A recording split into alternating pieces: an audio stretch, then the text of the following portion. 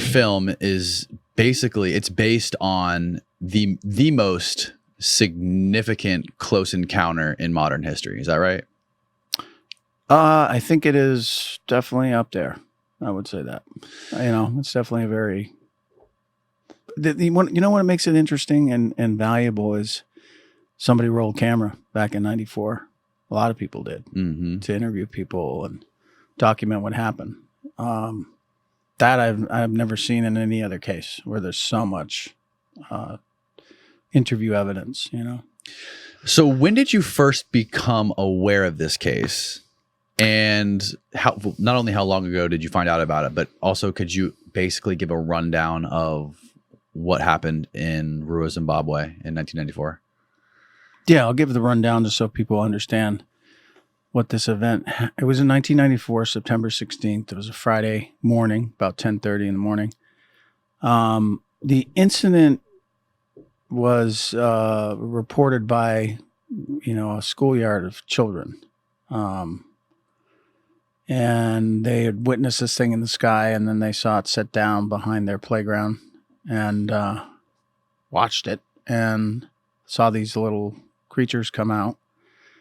And a lot of bizarre things they were witnessing that they didn't quite understand. That comes out through the interviews. And then one of these creatures approached them, and there was some kind of communication attempt of some kind.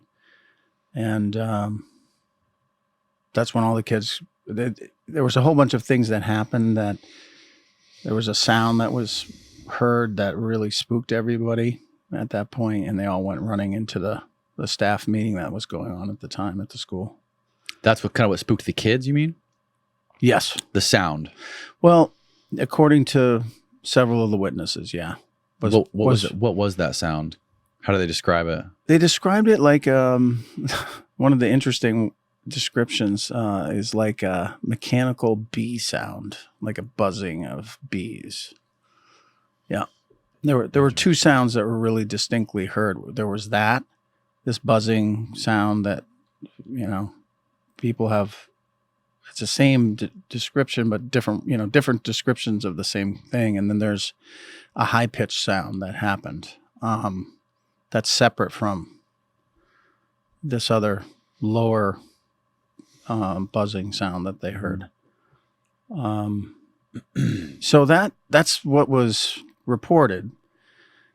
So when, the BBC started to go, immediately to look at this, the war reporter from BBC, Tim Leach, he was a war reporter. Okay. Yeah. I didn't even know that. Yeah. Yeah. He covered all kinds of atrocities in Africa. Yeah. Yeah. He was already pretty scarred by the time he hit Ariel, to be honest. It's hard. That's a hard job, man. So when did you first learn about it? 1995. Oh, you learned about it the following year. Yeah. Wow. Because I had seen the videos, John Mack. I was familiar with him, and I don't know if it was at an office or something. I saw the first time I saw these kids, and I'm like, and it was also on Sightings that same year.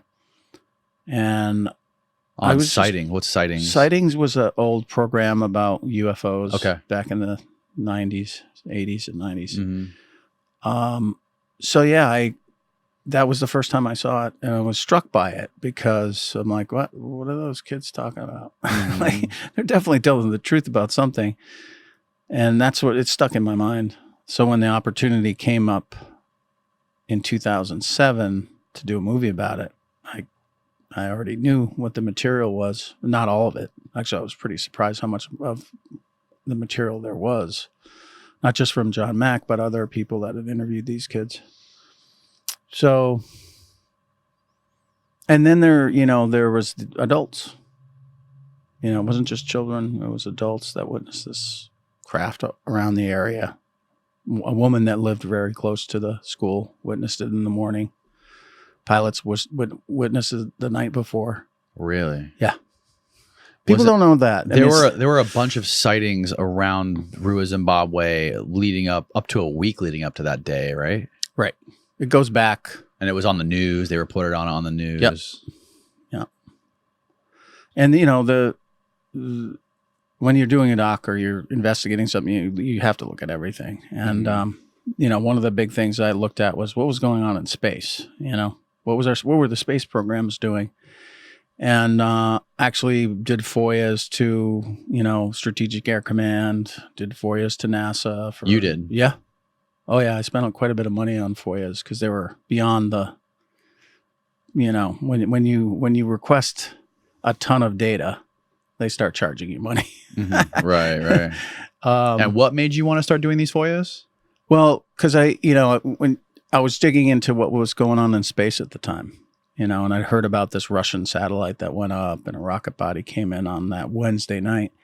And I thought, oh, that's interesting. That's pretty important. And, you know, I interviewed a whole bunch of people that witnessed something on that Wednesday night at different times. Mm-hmm. And it's, you know, very possible that that's what some of those people saw was a rocket body. And then there's another group of people that I don't know what they saw, you know? So that kind of was, you know, it was good to go down that avenue because that's all I knew at the time. And then I started to meet people that had seen it on the next night that were pilots, you know, that witnessed it from the air. And that was not involved in any meteorite activity because I interviewed astronomers, you know, I wanted to do my due diligence on this whole thing as far as what really happened here, you know. How long did it take? How long did you spend? How long did it take for you to conduct all these interviews and travel and do all this work and this research for this movie? 15 years. 15 years you worked on this movie. Mm-hmm. It's a long time. It's a long time. Yeah, I mean, you know, the investigative part of it, I mean, it never stopped, but the major part of it, I went to Africa for a year, and first trip was 9.5 months. That's when I first, you know, found the school with Nikki Carter, who's a journalist in Africa, and she had interviewed the kids also way back in 94. And then, you know, found that I could find these kids. There's a woman named Robin Jerd that deserves a lot of credit for that because she helped me set up a Facebook right away. She's a woman in Africa, and she just donated her time. And we started getting in touch with these the kids that were at Ariel. So, and then the second trip and then I started interviewing the kids that first trip. The second trip I went. How old were they the first time you interviewed them? Late 20s. Late 20s. Okay. Yeah. Because the kids that it happened to were between the ages of 6 and 13. Right. Which is a pretty wide range, you know. It's a good 100 kids anyway that went running into that staff meeting. So yeah, and the second trip was more, you know, traveling to England, different countries, Canada, across the United States, because most of the kids left because of the political unrest in Zimbabwe. Mm-hmm. You know, even in 2008 when I went, I wasn't even supposed to be in that country. There was there was a warning out by the State Department because of the political violence that was going on. Mm. And when I flew out of Zimbabwe, the State Department was on my plane. Really? They were sitting right next to me. No way. And they actually said to me, they said, hey, if you learned anything, could you come and talk to us? Because I was out in the woods. You know, I was out on farmlands, you know, way out of the city. That's when that New York Times reporter ended up in jail, like for 3 months. I'm not even aware of this. Yeah. What happened?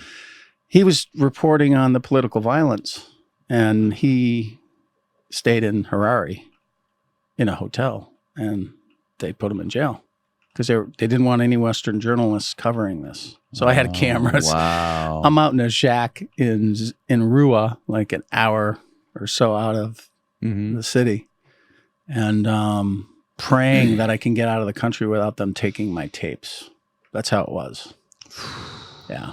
And knowing that people were being, you know, brutally, you know, what happens is they go into a village and they, you know, they threaten people and violence is committed. If you don't vote for the right person, this is what's going to happen. That's what that was going on. Wow. Yep.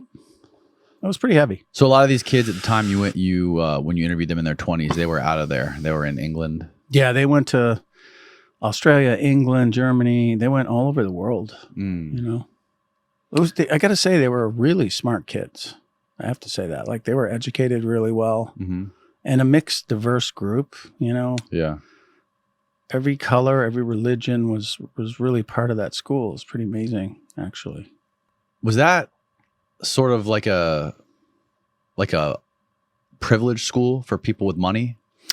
It was, yeah, it was started by farmers because they didn't want to, they were sending their kids to Harare, the city, to go to school. So the farmers decided we want to build our own school. So they were, you know, white farmers predominantly,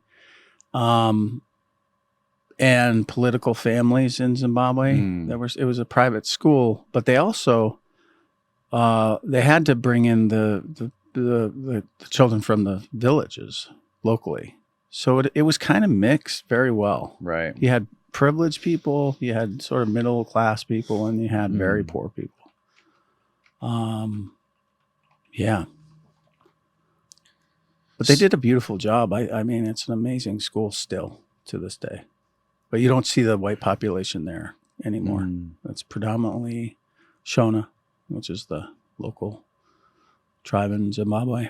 At what point during the process of making this thing did you, like, if you spent 15 years on it, there had to have been something that kept going, because usually people don't spend 15 years working on a project like this. Like, what kept you going through all of it? Obviously, this was like self-funded. Yes. Well, yeah, it was initially self-funded and fundraisers, actually, through the John Mack Institute in the beginning. They were helping me to, you know, they wanted me to do a 30-minute DVD of just John Mack's interviews of the children. And the more I looked into it, I'm like, you know what? There's a bigger story here, you know? So yeah, I started investing my own money into it. And then, you know, at one point I'm like, I think I understand the story. Right. And then I was like, it was maybe another 2 years. I'm like, I got it. Okay. I've really got the story here. And were you finding new evidence or new people involved, or? Yeah. I mean, the further I kept digging, you know, the more people I found. I got on the radio in Africa, which was really great. Nikki Carter helped me do that. And that brought a lot of people forward, you know, the pilots and people that never forgotten what they'd seen. A lot of the kids also, a lot of other witnesses, you know, that contacted me from those radio interviews. So why did it take 15 years? I mean, it was, you know, the first 7 or 8 was just investigative. And then it's like, how do you tell it? How do you tell the story? And then that was the difficult choice, was make a standard UFO doc, or, you know, the hard part was doing it without narration, you know, and have the people talk about it themselves. Do you know what I mean? Yeah. Oh yeah. That was so difficult. That's the hardest movie I think you can make as far as a doc, because they have to say it, right? And they do. And you have to have so much material just to be able to have all that work, you know? Yeah, to string it together and put a story together. Yeah. That's the most difficult part. You said Tim Leach was the BBC journalist he was the first one to report on this case, right? Yes. Do you know what it was that drew him, being a war reporter? What made him want to chase this story?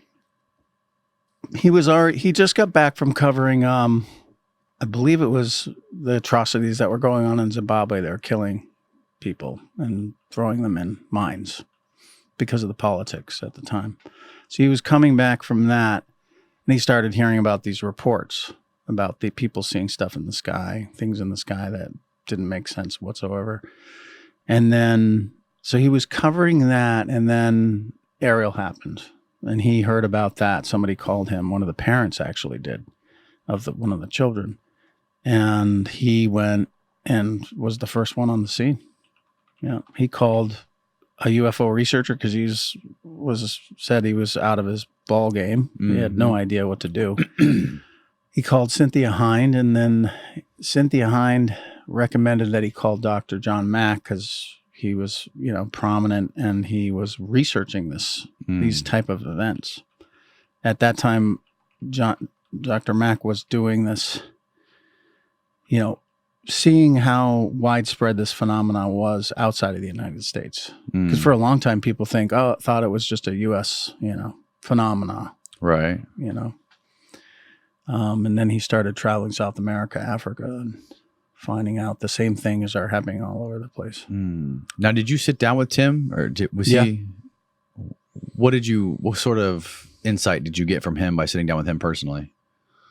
He was so funny. Yeah, he seems like kind of a weirdo. Definitely. I mean, he was just like, he used to photograph. He used to be the photographer for the Rolling Stones. Like his history is really interesting. So a movie should be done about that guy. Yeah. I mean, he'd been shot. He lost. What? Oh yeah. Yeah. No, he was for real. He just made me laugh all the time. I spent about a week with him. Did this case get him into the whole UFO thing? Whole UFO world subject, whatever you want to call it? Yeah, it did. And it's, it cost him. It really did. It cost him his job. What? At BBC, yeah. Yeah. How so? Because from Tim's words, he's like, they don't want to, they thought he was on wacky weed, that's what he says himself. He's writing the editors of BBC like, hey, this is really happening down here. And they just didn't want to talk about it. The way he put it, he's like, there's certain things you don't talk about. Mm-hmm. And he learned that in war, like you don't show really what happens in warfare. He went on about that. You mean like as far as like violence and gore? Yeah. Okay, right. Like what we just saw, in Ukraine. That's what he's talking about. We saw some video recently, like everybody did. That was just horrific. But that's the stuff they were holding back for a long time that he was shooting, but they'd never play it on TV. And he was always upset. He's like, well, how do people don't understand what war really is unless you really see how brutal and gruesome it is. How are we going to sell it when people see how violent and deadly and devastating this is? Yeah. So the UFO thing was a shock to him. He never stopped thinking about it. He died in 2011. It was probably within a year when I interviewed him. No way. Yeah. Yeah, I really wished he got a chance to see this film. And what year did John Mack die again? 2004. 2004. So did you ever talk to him? Yes. I didn't interview him, but I did speak with him. Yep. What was that like? He was brilliant. He was kind of on another plane in a way. Kind of felt like he was ahead of his time. Yeah. He was... the only people that could really talk with him about things were people that really had a lot of clinical knowledge and experience like he did. Yeah. And that's a very few amount of people, and they sure weren't open-minded at that time. They thought John Mack had lost his mind and, they were pretty brutal to him. Yeah. It's weird to see how they were able to, like we were talking about before we started the podcast, how they were successfully able to destroy his reputation because of this, because they didn't want to be quote unquote associated with this sort of woo-woo topic, that it would sort of discredit the universities or discredit academia in some way. It's just kind of silly. To be honest with you, like, I think if they, like, it's like what happened with Galileo and Copernicus. Yeah. How long did that take for them to actually be, what they are actually saying to be accepted? It took like hundreds of years, really, for everybody to get on board. The Catholic Church apologized in 1992 for what they did to him. Yeah. And that was, and I'm nothing against the Catholic Church it's just that it was mindset. Like, this can't be real. We're the center. New information is too disturbing for us. you know? One of the big things about science is you have to study material objects. Everything has to be objective, and we're studying the material world, and we think about things in a certain way. And when you're studying something that has to change your whole frame of mind and the whole way of solving problems, then it's sort of just like intuitively counterproductive. It's counterproductive to science in general, with the way that we study things and the way that we analyze things. The way he was doing it was more of on a personal, subjective way, because he's sitting down with these people who are quote unquote these abduction experiencers. What did he call them? He had a certain term for these people. He called them experiencers. Yeah. That was his term. They were experiencers of this abduction phenomenon. Or contact, or any kind of close encounter with these things. Yeah. And for a guy, a Pulitzer Prize winning Harvard psychiatrist, having hundreds and thousands of people writing him about these experiences he was having, and him sorting through thousands of these things, picking certain ones, and sitting down and talking to these people and trying to get them to replay their experiences. How do you analyze that? Because all you're doing is just listening to somebody recall something in their brain. There's nothing material. You can't measure anything. Well, I mean, there were scars, stuff like that was clinical. You know what I mean? Like something that could be photographed, something that was repeated. Meaning, like some of these people claim that they were brought up into some sort of enclosed object, and some sort of experiments were done on them, or like poking or prodding. Yep. And there was a consistency between a lot of these people with certain scars, you're saying? Yeah, that's true. And I think he saw that. I think other investigators saw that. But what John's claim was, being a, very well-trained psychiatrist, having written books about, dreams and nightmares and addiction. Like, he covered the whole spectrum, depression, like suicide. He wrote about everything.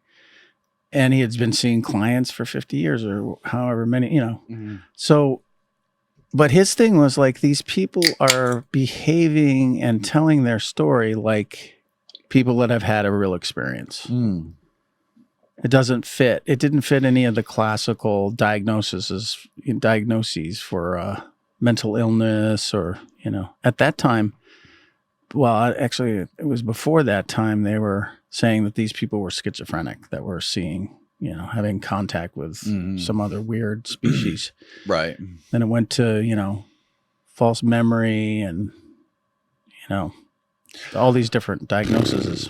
Well, it's hard. I mean, fuck. What year? I mean, he was studying this stuff in the 80s and the 90s, right? So he started in 90. I think it was in the middle of the year 1990. Okay, so he started in 1990 publicly studying this. Well, stuff. he didn't necessarily. He wasn't convinced at that point. He just got exposed to, a group of people that were. A friend of his introduced him to some. He's like, is that Hynek? No, that was actually Hopkins, Bud Hopkins. And, Bud Hopkins. Yeah. And a female fellow psychologist or psychiatrist that brought him to Bud. I think that's how it happened. And that was in 1990. And then he started. And who was Bud Hopkins for people who aren't familiar? Bud Hopkins, he was an artist, back in with de Kooning, and who's the guy that put speckles on? I forget his name. Sorry. Yeah, I'll Pollock. Yeah, Jackson Pollock. So he grew up with those guys, and went to college with those guys, and he was one of those artists from that genre. I mean, Bud Hopkins has art at the Guggenheim all over. He's all over the place. And he had seen something in 1964 himself with his wife, and he never forgot about it. And then one of his neighbors had reported something, and he wrote a piece for the New York Times editorial. I think it was the Sunday. I'm not sure what it was. It was definitely in the New York Times. But it got a lot of press and it got a lot of people calling him. But he ended up writing a book called Missing Time. That was about these events. And that was, I think, it was way in the early days. So he became a pretty well-known researcher, of this phenomenon. So him and John Mack linked up and they started comparing stories? No, I think it was this psychiatrist friend of John's that said, you have to meet this guy and you have to meet the people he's hearing from. And that's what John did. He went down. He thought they were going to be crazy and, he'll be able to easily diagnose them. And that wasn't the case. These were like people that had jobs and careers and weren't public, So I think that's what, I think his clinical, he couldn't rule it to be something that was easily definable in any way. I think that's really what it comes down to. Like I try to put myself in his shoes back in that time in the 90s, being like I said, Pulitzer Prize winning Harvard psychiatrist and deciding I'm going to jump into alien abductions and talk about this publicly. It's it's almost knowingly career suicide because the stigma involving it. Just look where we are. Fast forward to where we are right now. If you want to start a podcast or if you want to write books about just alien abductions, people aren't going to take you that seriously in general. Obviously, a lot of people will, but generally, most people won't. You're going to get eye rolls from left, right, everywhere. Yep. But the funny thing is, though, you can talk about the UFO topic now because the New York Times is, the Pentagon is, the Navy fighter pilots are seeing these things, they're talking about it. So the UFO subject is not really stigmatized. Yeah. But there's a huge leap between talking about UFOs and talking about alien abductions. Very true. Yeah. And John Mack said it himself about, committing professional suicide, he knew what he was doing, but he also knew, I think what he knew was just that, it was what do you do in that situation? He says that himself. Like, what do you do when you see something, it's not a medical, a mental diagnosis or a psychological diagnosis or anything else or some other trauma that's reappearing, that it is what it's being presented as. What do you do with that? Do you just not say anything? How was he able to decipher whether it was just sort of a constructed, fabricated story or whether it was actually relived trauma? Was there any sort of distinction he was able to make to analyze that? Yeah, I think over time, I think it's just experience. You see different behaviors of different people. That's what you're trained to do. Mm-hmm. That's what he was trained to do with children and adults to find out what the truth really was. Mm-hmm. So yeah, I don't, and I think it's still here. Whatever this phenomena is, it hasn't gone away. It's never gone away. It was here before John Mack was here or anybody else was here. It was still going on. It was being reported. And we still don't have a clear answer about it. Yeah. Well, a lot of people talk and nobody about talks it. about it. Nobody talks about Nobody it. wants to talk about it. It's disturbing. I mean, really, that's what it's disturbing. The first interview I ever heard about anything like this that kind of made me pause and take a deep breath was the Travis Walton story. When I heard him explain that, I was just like, holy shit. I was my bullshit detectors were out and ready to fucking pick up on anything. But it seemed the way he described it and the way his stories stayed consistent really kind of fucking blew me back in my seat. And there were witnesses like Travis. There were 5 witnesses. I believe it was 5 other guys. They've never changed their story. Mm-hmm. They watched it happen. And, I've talked with, that man, he's another person who's really put himself out there, for, I think, reasons that don't benefit him, in the long run. It hasn't benefited him to talk about this, really, and it's, I mean, who's making millions of dollars in the UFO field? You know what I mean? Like, what's History Channel? Yeah, that's true. Okay, that's different. Yeah, that's true. But yeah, that's it. There's a lot of people that feel like, and I've run into so many, just in the process of doing this movie, who, they feel like it's just important that humanity knows that there's something else out here. Mm. Did John Mack ever meet with Travis Walton or interview him or do a session with him? Do you know? I don't know for sure about Travis. I don't think so. Just because of their distance away from each other. But it could have happened. What was some of the biggest criticism or critiques of John Mack with his colleagues or with anybody? Like, what was the biggest pushback against him and his credibility? Because you said they were successfully able to destroy his credibility. I think they did that in the press. It was kind of childish in a way. Like they just called him Wacko Macko and just told, I think there were a lot of, the people that were really concerned were alumni. That's how it really got raised. And then also the school itself, the dean. And we're talking Harvard? Yes. Okay. And, John Mack had submitted a document for the New England Journal of Medicine, a paper written about this, what he was, working on, saying this is not a mental illness. And, they would not publish it. They wouldn't publish it. And it ends up that guy who was the head of the New England Journal of Medicine was the guy going after him from Harvard. Like within 6 months.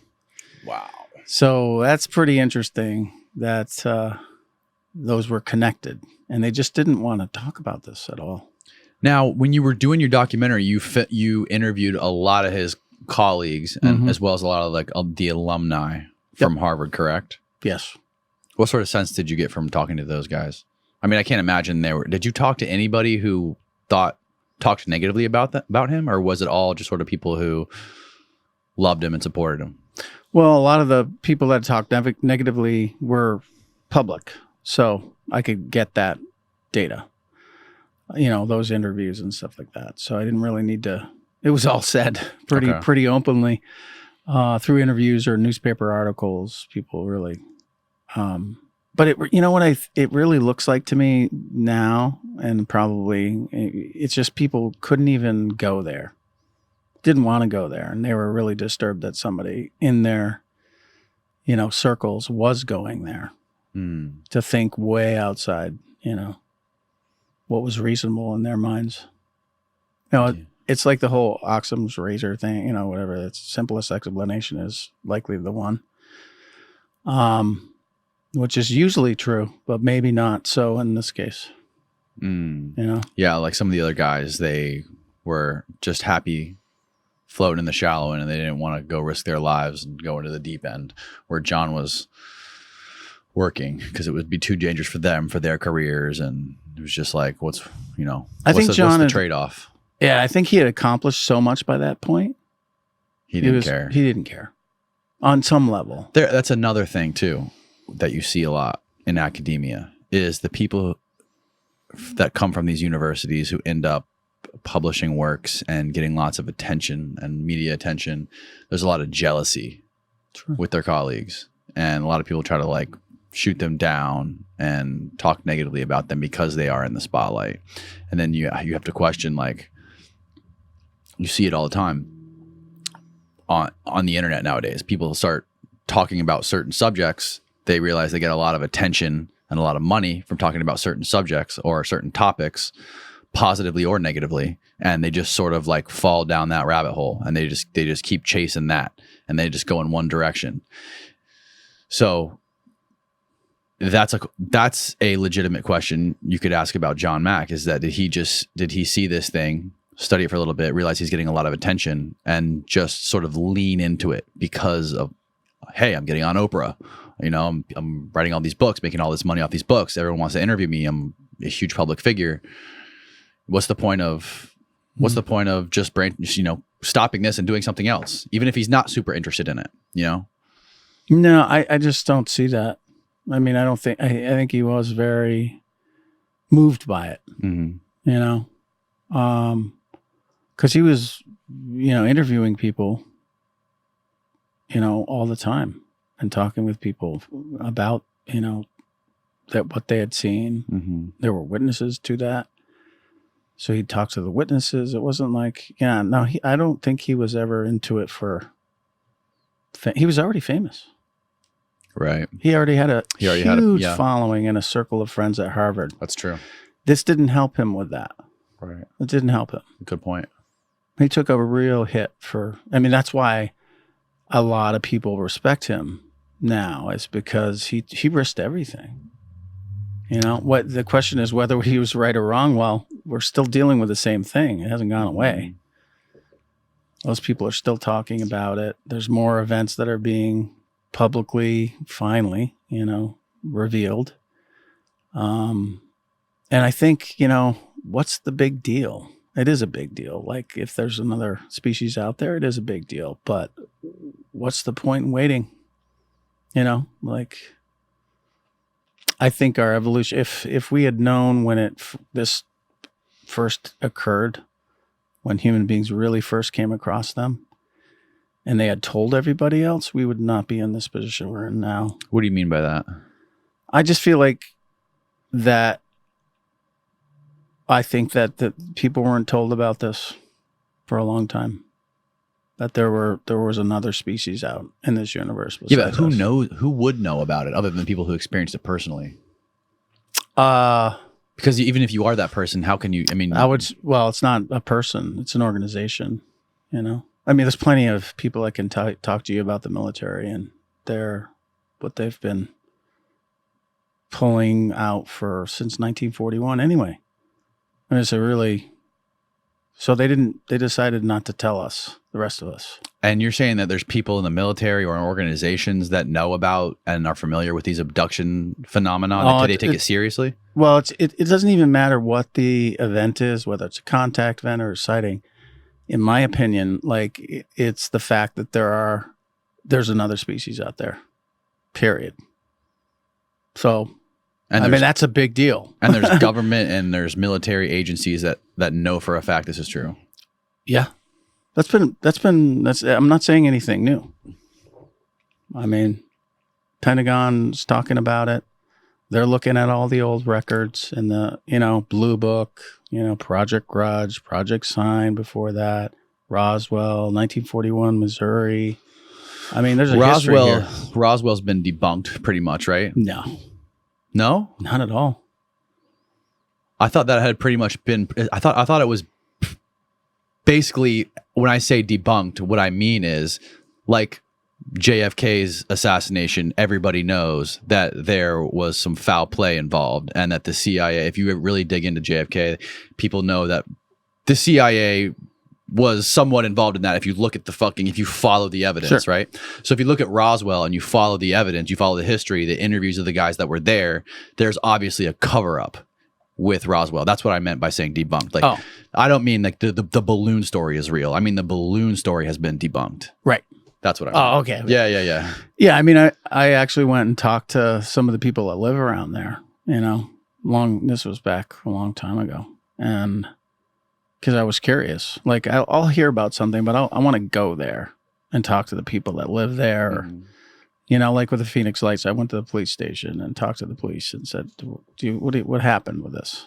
What do you think? And they were like, yeah, no, this really happened. I don't know what it was, but it was huge. That's what they said. So I think decisions were made by people that we shouldn't know about this. The rest of us shouldn't know about this. And I can understand how they would have made that decision. I just think it was a really bad decision because it changed our evolutionary path. How do you think they made that decision? Because they were concerned on how everybody would react. Yeah. How do you think people would react? I think they're going to be pretty freaked out for a while. Yeah. But what would be the consequences of being freaked out? Like, so how would that affect society, do you think?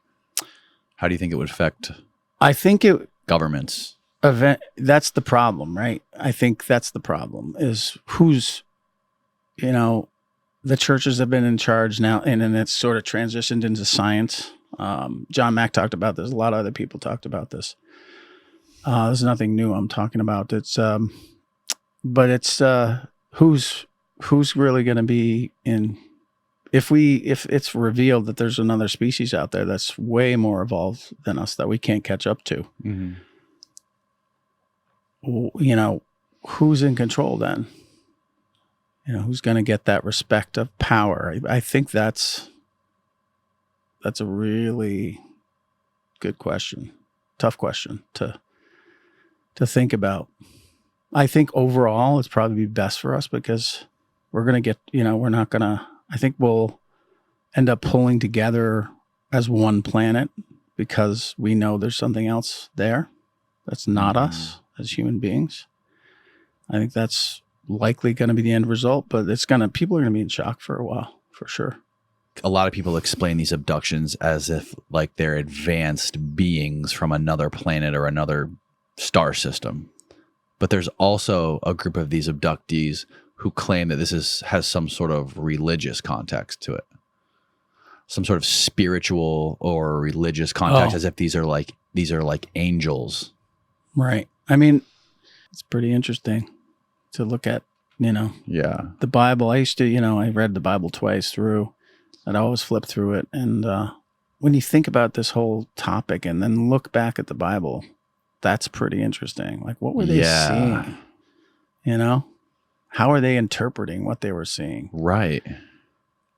Because they didn't have the tech we have and the understanding of science. Right. Exactly. When John Mack talked to the children from Ruwa, Zimbabwe, what was I'm sure this is part of what you talked to him about. Like, what was his initial reaction to talking to these children? And had he spoken to children in the past that have had similar experiences? He had. Yep. I think it was confirmative for him that, it was just the same description, the same emotional impact. All of the stories were so similar, but they weren't exactly the same. True. Which kind of hashes out the idea that they were just trying to prank the school teachers. Yeah. Because a lot of them had different perceptions of what was going on. Or one girl claimed that when she looked into the big eyes that she was getting thoughts of technology being bad. And when the other girl looked into the eyes of the thing, she got this whole thing about the environment. It seemed like they had two different narratives or two different experiences. The physical experience was the same. What they saw was the same, but what they thought about was different when they looked at these things. I thought that was pretty interesting. Yeah. Yeah, it was subjective, like depending on where the person was, what their perspective was, it was very, from whatever perspective they had. I think that, the technology thing that was said to one, however that was done. I mean, I love the way she says it. Like, it came into my conscience, Yeah. She didn't know anything about the word telepathy or anything like that, but that's what she was describing in a sense. But they were talking about the same thing in a way. Like, it wasn't like, one was about, or several were about what was going to happen to us if we keep going down this path. And the technology thing was, this is why. Like,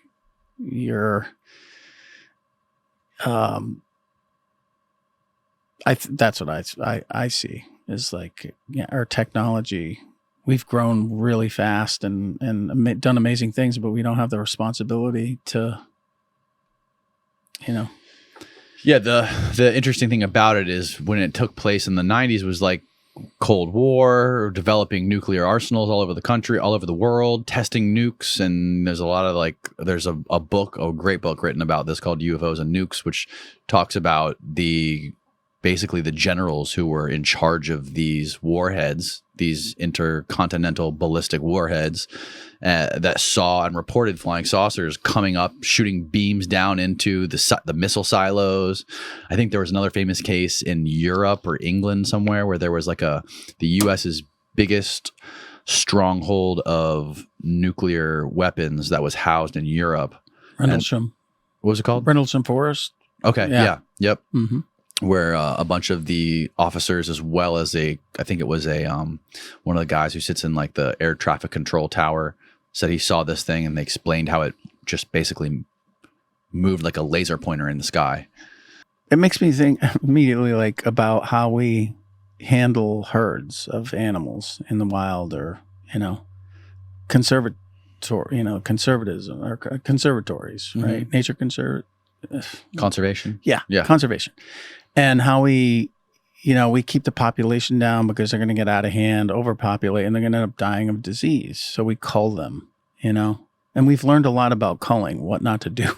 Yeah. Like in Africa, they used to cull the elephants and they'd kill all the old ones, right? So what would happen was the younger ones had no wisdom, no teachers, and they'd go in and trample villages. So now when they cull elephants, they don't take out all the old ones. They go in. Cull elephants? Yeah. I thought elephants were severely underpopulated, like almost on the verge of extinction. Not. I mean, they're getting there. That's for sure. Because of the poaching in Africa. That's mainly, yeah, that's true. It's mainly the rhino that's really. And the rhino too. Yeah. The rhino's, I think, way worse off than the elephant. But I think they're both really bad. Everything is. Even lions are on the list now. I mean, it's really sad what's happening. Mm-hmm. We're just friends that are in, paleontology that I know. It's like, dude, we're in the 6th extinction event. We're in it. It's already happening. We're losing species left and right. Yeah. That's not a good thing. How many events are there like this Ruwa case where somebody saw some sort of being like come out of a craft and try to communicate with them? Adults or children or Both. anything? Oh, there's tons. Yeah. There's a lot. But not many where there's like lots of witnesses who corroborate each other, right? Less so. Yeah. There's that less so. Mass sightings, they call them, where you have multiple, over 10 or 15 witnesses. Even that's a lot. There's plenty of incidents where there's 2 or 3 people. Like the Travis Walton case. Yep. I mean, even Travis, that's 5 people other than himself. That was a unique event. Mm-hmm. But yes, other schools. Yeah. Part of the deep dive on Ariel was, where else has this happened? So one of the places was Wales, a place called Broadhaven in Wales, where 1976 or 77, I believe it was 77, these children reported seeing this craft out behind their school. And so I went there, went to Wales, talked to the people. Nobody wanted to go on camera because they had already been on camera and already had all this ridicule. And now they were in their mid 40s, early 50s, and they were just like, what's the point? Nobody's going to believe us anyway. That's what they said to me. And I talked to the headmaster and also retrieved all their drawings that they drew when they were kids. Oh, wow. Yeah. And it was a primary school. It was kind of odd because I'm driving there. And what does that mean, primary school? Primary school is like, for me, it was like from 1st grade to 6th grade. Oh, okay. Okay. Just not used to that terminology. Yeah. It's elementary school. Right? Okay. So it means like what? Under 12 years old? Basically, yeah. Okay. Before junior high. Okay. Yeah. So there was one in Russia.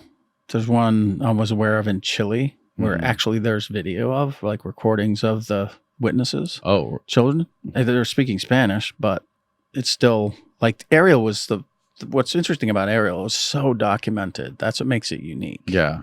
If those people didn't record those interviews at that time, and there was 6 different organizations, people that did that, we wouldn't be talking about it. Mm-mm. It was those people, and what was amazing is every single one of those person had kept everything after all that time. They're like, whatever happened here is important. And they kept their notes, kept their videos. Why kept do you everything. think they were so open about it compared to everyone else? What was with that? What was with the openness? I think it was the kids. But there was kids in every other case, and lots of other cases too, where they didn't talk about it. Why did those kids specifically? Why were they so open? The kids themselves, or the kids or the people around them, just in that event, like you just said, there's no other event where the kids were they were so open, and as far as doing drawings, having conversations, recording about it. Everyone else just kind of like shut up and didn't talk about it. Like you said, what's the point? But these people in Ruwa, these kids in Ruwa, for some reason, they were just, whether it be the people they were surrounded with, or whether it was John Mack, but it seems like just they were more encouraged to be open about it. No, I mean, in Wales, they were open about it. Okay. It just, for whatever reason, and I think it was the quality of the kids, to be honest with you, and that some of the kids,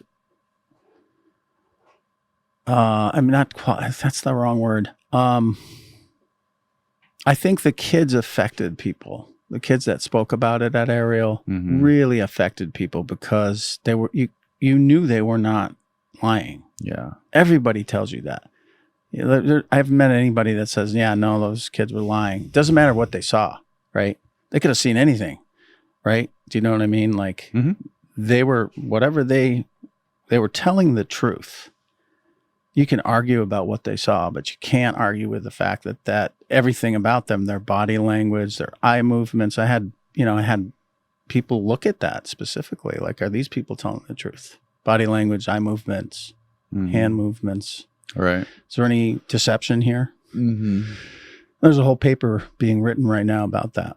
Oh, really? That's going to be interesting. Who's writing it? I can't tell you that. Come on, man. I can't. Not Give me yet. a sneak peek. I can't tell you that but it's going to be pretty amazing. Just because it's just so professional. It's. Do you have any idea when it will be out? I don't. Okay. But I've seen some of the drafts, and I'm like, yeah, thank you for looking at this. Really, like, I saw it, but it's great to have professionals who do this all the time. Have their expertise and hear what their comments are and get it peer reviewed and all that. So that's, yeah. But people have come forward. That I guess the hard part is we really don't take this serious. We don't know what to do with it. The hardest thing about it is it's like the agent involved in this phenomena is almost just like poking us and toying with us and deliberately giving us just enough evidence for people who are willing to believe it, but not enough for the skeptic. Right. And it seems like, I don't know how could you have any evidence, like, other than somebody having some scars and saying, hey, look, my scar is similar to his scar and he has the same story? Or, I mean, how do you get past that barrier for people to take it seriously? How did people eventually come to take this seriously? I think we have to see that. I think that there's some efforts and some movements, if you want to call it that, about stuff that we've retrieved, like metal. Some yeah. I mean, materials. I don't know if you've heard about it. People have been discussing it. Yeah, I know. Like Jacques Vallée has been studying some of these materials, and Gary Nolan. Yep. And there's a whole big thing about these crash retrievals, globally. That's going to be interesting. Like, what did they have? But and they didn't. Of course, they're not going to share it with us. Because it's a national security thing. They don't want any other country to have any piece of this. But it's also like, anything that shows life outside this planet is going to change everything. Whether it's a piece of, a meteorite from Mars, that comes in that has a little microbe in it. They've been very cautious even about that. They don't want to open that door. Because because it's such a big deal. I mean, we have an example of that with, when I was talking about Galileo and that whole thing, people's consciousness changing to say, we're not the center, we're not the center of it all. And this is another step. John Mack talked about it. A lot of other people have talked about it. Like this next step that we're going to likely have to take, whether we like it or not, is that we're not the top dogs. Something else is. That's hard. I don't think it's that hard for most people. I think it's harder for people in power. Right. Yeah. I think you're right. I think most people, like the majority of the population, I don't think would be that devastating for them. Yeah. Yeah. You think? But, when it comes to people in control of governments that want to control the population and paint a certain narrative for whatever it may be, for money or power, it may not be the best for them. But then, you got people at the top, even the fucking president doesn't know about this. You have a new president every 4 to 8 years. There's no way they're telling the presidents everything. Yeah. And then you said you did a bunch of FOIA requests. Mm-hmm. Who did you send these FOIAs to? And then what sort of revelations did you come to after reading through these, and what did you discover? Because one of the big things about FOIA requests is you can't do that to Lockheed or Boeing. You can't send a FOIA request to a private aerospace company. That's correct. Even the shuttle has tons of private, I couldn't. Can't send one to SpaceX, can you? Well, I was very specifically targeting certain things that were going on at the time, but I was told by NASA, and I was told by, it wasn't Strategic Air Command. They were, interestingly, when I requested the information about the rocket body on that Wednesday night, that's the only thing they didn't give me any information on or data. The rocket body. Yeah. What was the thing that sent up that Russian satellite from Baikonur? Yeah. So anyway, but it was just interesting. Like the very thing that I really wanted to know about, they didn't give me any information about. And I called them. I said, "Why didn't you give me? That's what I'm interested in." That was a very interesting conversation.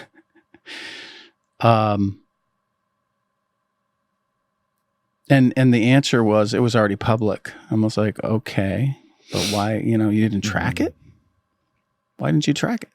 I mean, it tracked everything else. Anyway, but yes, on a lot of these missions, they're private. There's private experiments, private space things that even when you FOIA, like you're saying, you can't get that. Because that does not belong to NASA. It doesn't belong. It belongs to this private company. Right. So you can't get the info. So what it does make you wonder what else is going on out there, and that's how you keep it quiet, is keeping it private. Do you think that all governments of all countries are keeping it as private and locked away as we are in the U.S.? Or are there other countries that are more open about this? Oh, yeah, there's a lot. Everybody's more open than we are. Every country that I've talked to in the militaries of other countries, or, anybody in politics, they're like, it's you guys. What do they say about the whole phenomenon? That we're the key to it. That we know we are the key to it. We know the most. Our country knows the most out of any country on this planet about it. Huh. And interestingly, we're the least. We have the most, ridicule and disbelief in this country. Other countries are much more open about it. Yeah. That's weird. It is. When I heard it, I was in South Africa on an Air Force base, talking to the commander with a lieutenant colonel, and he says, "What are you doing here? The answer's in your country. Why bother? Why are you here?" And he told me quite a few things, and I was just like, whew, my mind just got blown. First of all, he was talking to me about it openly, about this phenomenon being very real, and they see it on radar. Who was this guy? He was a commander in the Air Force base. An Air Force commander. Yep. He was commander of the whole base. Oh, wow. With a lieutenant colonel who was a female. What sort of things was she saying? He was saying, Oh. and she supported him about what they see on radar. Okay. Anything with the naked eye or just mainly radar? I mean, they were referring only to radar at that point. But they said that we can tell what these things are. Actually, I got to tell you this because it blew my mind. They're like, when I heard this, I was like, what? They're like, we can tell the difference between the American version, the Russian version, and the real thing. Really? And I'm like, what are you guys talking about? The American version, the Russian version, and the real thing. Mm-hmm. Meaning there's technology that we have and that they have, and there's technology that someone else controls. And you can easily tell the difference. Really? Mm-hmm. These are military guys, like straight-laced, him and her. I mean, I couldn't believe they were so open with me. Do you think that Tic Tac stuff and the stuff off the East Coast, do you think that's military, or do you think that's... No. What do you think it is? Well, I have no idea. You don't think it's anything that we have? No. I don't. I mean, we're good. We're the best on the planet, but this is... the guys that witness this, the pilots, a lot of these guys... They're dealing with a lot of our latest stuff. I mean, they're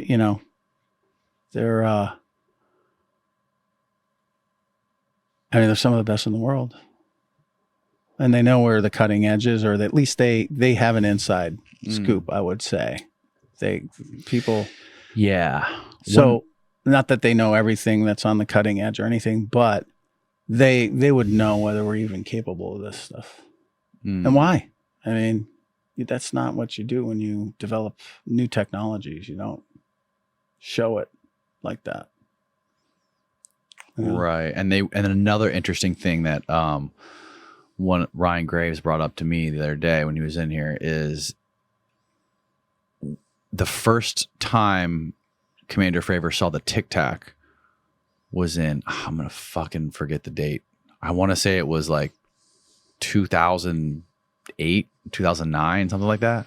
Can you find out the date of the Tic Tac thing? 2004. 2004. Okay, so way before that. And then the other ones, like the Go Fast video and the Gimbal video, where the years those were like 10 years after. 2015. Right? Yeah. So if we had that technology, why would we be testing it for that long of a period of time? And it's the same thing people were reporting in the 40s. Right, and they're testing it in like the busiest airspace in the United States. So if the United States Air Force or the military or any of these crazy dark, government organizations that we have were testing this shit, they wouldn't be testing it there, and they wouldn't be testing it for a 10-year period. Right. I mean, they do test things for long periods of time for sure, but this has been going on for so long, and it's the same. It's the same thing. It's the same type of behavior, the same type of warping physics as we know it in a way, and time. Just bizarre stuff that we're just beginning to like kind of get a grasp on. Like, oh, this is possible. In my, it's my opinion.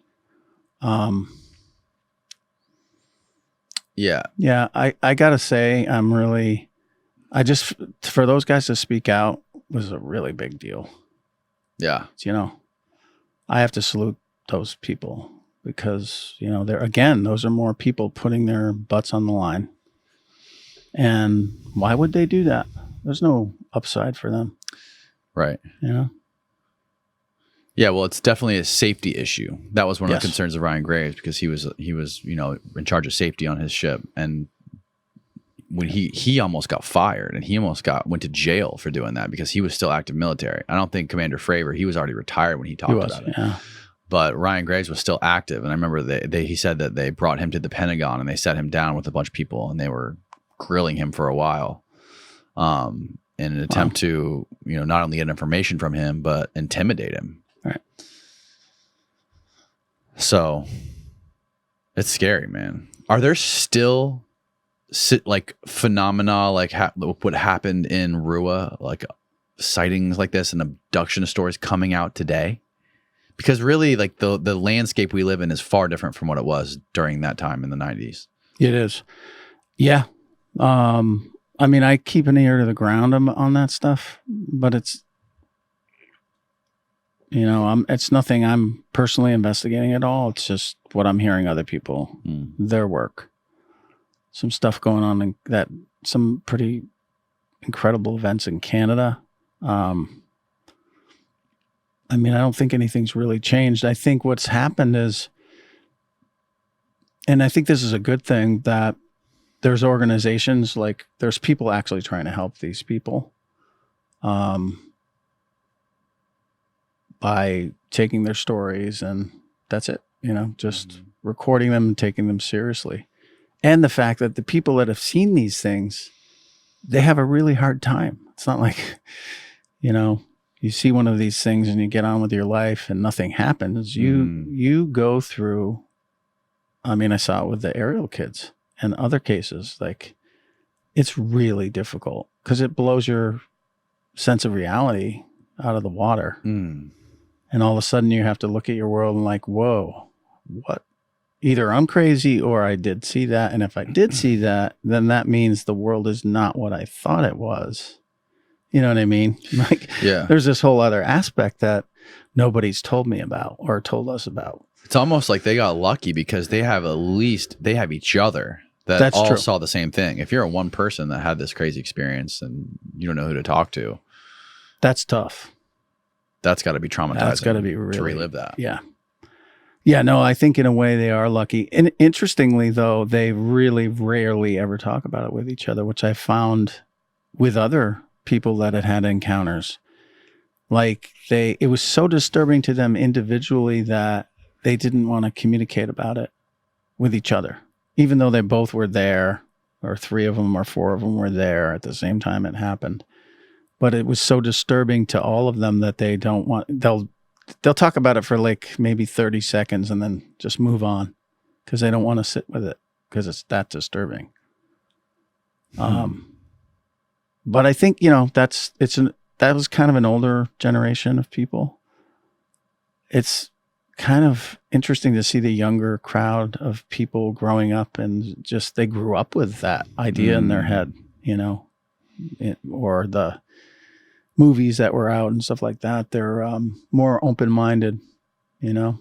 What was, I know John Mack didn't get to finish or come up with any sort of conclusion to his study of this, but what were his ideas as to why these things were happening, and what were some of like the most common threads throughout these experiences people were having?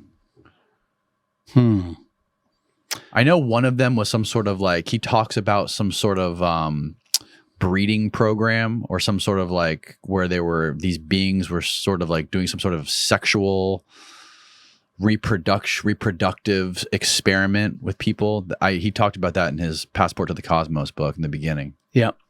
But he said that was like a common thread, was that a lot of the experiencers had this same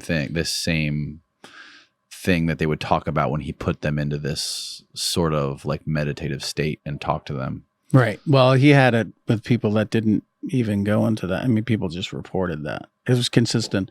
And, you know, it was more on the level of scientific exploration. Do you know what I mean? Like we go out, it's the same kind of thing. I see it as, we do all kinds of things to other species on this planet. I mean, some horrible things. Yes. And I love that. Somebody told me that analogy of like, you know, some people, like, we spend billions of dollars on our dogs here, and in other countries they eat them. Yeah, right. How funny is that? It's just, yeah, it's true. Yeah. So I know it all sounds weird, but if you step away from it and look at it from like, oh, it's just another species looking at us as another species that are not maybe that as smart as we think. They may be doing a lot of things. I think there really is something to the term ultra-terrestrial that compared to extraterrestrial, meaning from what I understand is just not from this earth. Ultra-terrestrial meaning not from this dimension, meaning they're interdimensional beings that can choose when they want to step into our reality and when they don't. when they want to remain in other dimensions. Mhm. I found that kind of fascinating. I'd never heard about that talked about other than Alex Jones Mm-hmm. until I read John Mack's book. Yeah.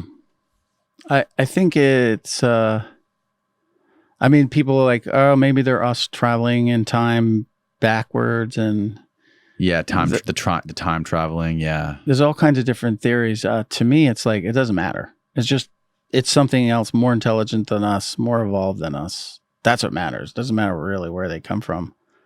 It's that they come from outside of us. Mm. So I kind of don't get up into those. I hear them and I think about those ideas, but I just think, well, it's something from the outside. That's the thing I always come back to. Is it something that's from the outside coming in that's more intelligent than us? That's a new thing. So these kids, they're now in their 30s from Mm-hmm. Zimbabwe. Do they all have the same sort of feeling? Like, what is the vibe in the room with them on this up? When you start to ask them about this, like, what is the 30,000 mile up overview or takeaway from the whole experience for them? What do they think it meant? What did it mean to them? It depends on where the person is in the process of dealing with it. You know what I mean? Like, there's certain people that don't want to even think about it. Mhm. Still, They just go on. They just live their lives and keep their head down and go to work. Right. And there's others who I think have a really good grasp and have some just profound thoughts about what it meant. You know, Anything that sticks out to you? Yeah, a few people that stick out to me, and the things they've said in the interviews, and which to me revealed, like, wow, this person has really thought about this and the implications of it, the bigger picture of it, how they were involved. I guess, you know, when you asked me about like what was in the room, like everybody I interviewed about this, there was it was a deep feeling in the room. Like this wasn't a light thing for any of those people to talk about. I had to build trust, you know. There's a lot they were afraid, I'm sure, I know this, that I was going to make a fool out of them, or, you know, they were very concerned about that. But there was a very deep, with every single person I interviewed, like I could feel it. Like this was no small deal for them. I do know that. And it's weird as a filmmaker, you feel like, God, I'm sorry I exposed you. You know, sorry I brought this up again in your life, because I know it's not a small thing. Yeah. You know, like, I'm sorry I had to make you think about this, but I think it's important for the rest of us. Mm-hmm.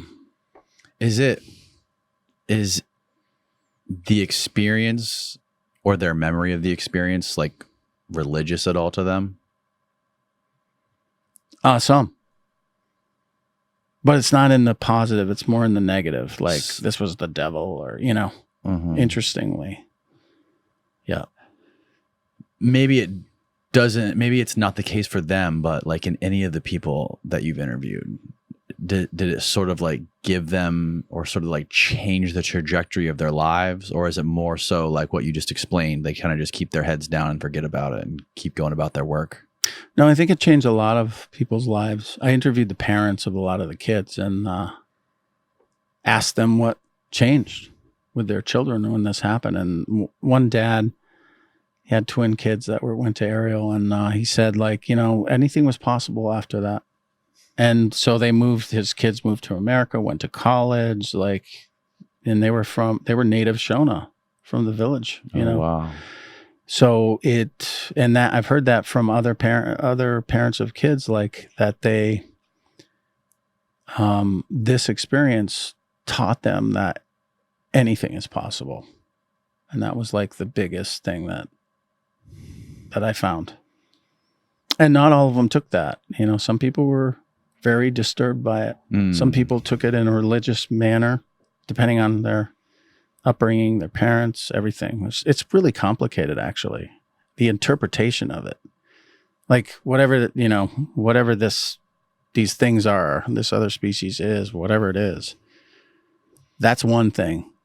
And then there's the whole, how the human being interprets it with their belief systems and their ideas. Right. And then that's when that's kind of actually been hard, because I've been trying to figure that out. It's like, okay, this is what everybody reports. And then there's this other part that this is their interpretation of it. Right. Like even the messages, I think, well, how did that come about? Like the messages that they got, from these creatures. Is that, I'm not saying this is true. I just wondered, like, well, maybe when a human being goes into this kind of event where they're confronted with another species that's more intelligent than them, do they start to think about their own environment, their own cage? You know what I mean? Like, I just wondered that, like, wow. Just as how does that change your mind? Like, how does that change the framework of your way of thinking when something like a concept as simple as I'm not the most intelligent thing here? Yeah. That's a great question, because we've never dealt with it. That's interesting. We're still wild. This is, I've told people this, they think I'm probably crazy, but it's like, we're still wild animals. We've never been tamed by another species. Right. And we don't think we're wild animals. Or have we been tamed by another species and we're just not aware of it? That's a disturbing thought. But yeah, maybe. Very possible, right? Very. That's the problem with a more like us, with animals. Like, we're tricky. I can make light come out of my hands, with a flashlight, and animals are pretty like, what the hell? It spooks them. Because it's like magic. Like ants. Ants don't see us. We're so giant. We're so big. We can do whatever we want. We could fucking build a city around an ant pile and they would never see it. All they're doing is just fucking building their colony and serving the queen ant and doing they're keeping their heads down and they're going to work. Like, they don't see us. Look, what doesn't matter what we do. It's not going to change. They're not thinking about it. Like, they're completely unaware of us doing anything. You know what I mean? Like, maybe it's the same thing with us. Maybe there's that big of a gap between us and the next most intelligent creatures out there. Yeah. I mean, I used to do a lot of photography of ants and anthills, and I'd have my foot this far above their anthill. Could have gone like this. Mm-hmm. They just carrying on. But when you start to pick a few of them out, like take a few of the ants, they start, somehow that word gets out and they start to panic. Really? Yeah. Yeah. Yeah. I did my insect research for macro lenses. Mm-hmm. That was actually interesting for years, insects. But yeah, I guess we don't think about I guess human beings have a really hard time. I know I had for a long time and still do, because sometimes I just don't want to think about it. It's like just pulling back and seeing the wider picture of, what we are. I mean, we live on a very small planet. It's 8,000 miles across, 24,000 miles in circumference. And then we only live in a space of 3 miles where we can breathe.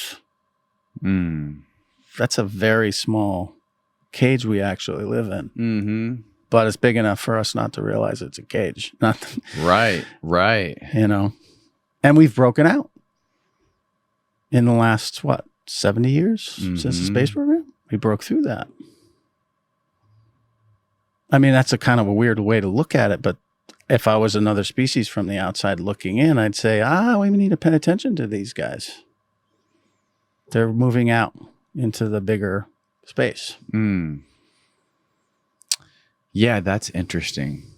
It's going back to like what we see and what we don't see. It's just so weird how we have come so far and we've advanced so far technologically, but we don't see anything else.